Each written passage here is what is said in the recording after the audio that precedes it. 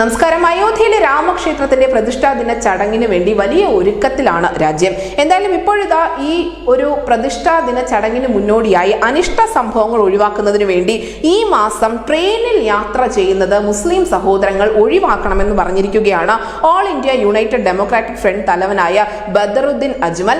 അസമിലെ മുസ്ലിം സമുദായത്തോടാണ് അദ്ദേഹം ഇത്തരത്തിലുള്ള ഒരു വിവാദപരമായ അറിയിപ്പ് നടത്തിയിരിക്കുന്നത്. അസമിലെ പാർബേട്ട ജില്ലയിൽ ഒരു രാഷ്ട്രീയ പ്രചരണ യാത്രയെ അഭിസംബോധന ചെയ്ത് സംസാരിക്കവെയാണ് അജ്മലിന്റെ ഭാഗത്തു നിന്നും ഈ വിവാദപരമായ പ്രസ്താവന ഉണ്ടായിരിക്കുന്നത്.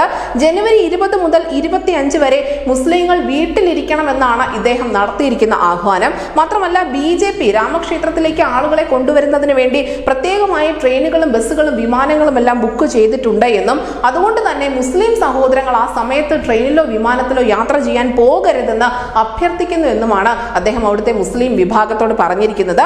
മാത്രമല്ല ഏറെ വിവാദപരമായ മറ്റൊരു പ്രസ്താവന കൂടി അദ്ദേഹത്തിന്റെ ഭാഗത്തു നിന്നും ഉണ്ടായിട്ടുണ്ട്. BJP എന്ന പാർട്ടി മുസ്ലിങ്ങളുടെയും പള്ളികളുടെയും ശത്രുക്കളാണ് എന്നാണ് അദ്ദേഹം പറഞ്ഞിരിക്കുന്നത്. മാത്രമല്ല നമ്മുടെ നിയമങ്ങൾ ഖുറാനിൽ അധിഷ്ഠിതമാണ്, പക്ഷെ അതിലും അവർ ഇടപെടുന്നുണ്ട്.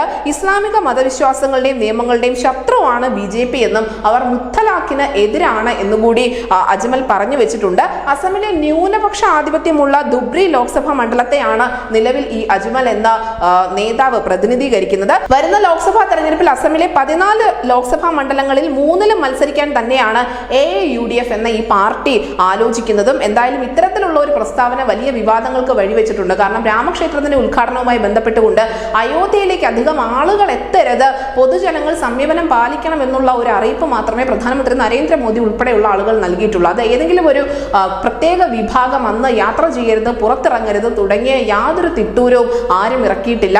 ആ സ്ഥാനത്തേക്കാണ് ഇപ്പോൾ ഈ യുണൈറ്റഡ് ഡെമോക്രാറ്റിക് ഫ്രണ്ട് ഇത്തരത്തിലുള്ള ഒരു വിവാദ പ്രസ്താവനയുമായി കളം നിറയുന്നത്. ന്യൂസ് ഡെസ്ക് ന്യൂസിന്റെ മലയാളം.